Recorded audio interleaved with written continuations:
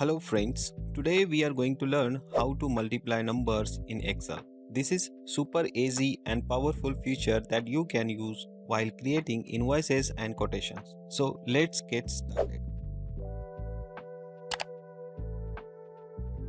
In my Excel sheet, I have created a table with 3 columns, A, B and third column where we will calculate the multiplication of A and B. To do this, in the target cells, simply type is equal to, then select the first cells in a column A. Add a star sign and select the first cells in a column B.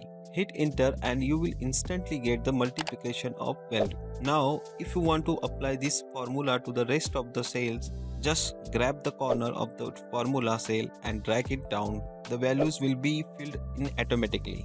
If you update anything in column A or B, the formula will update automatically as well. This trick is super useful for the creating invoices, bills and quotations. No need to calculate anything manually. If the data changes, the calculation update automatically. You can add this technique to your daily work to improve productivity and accuracy.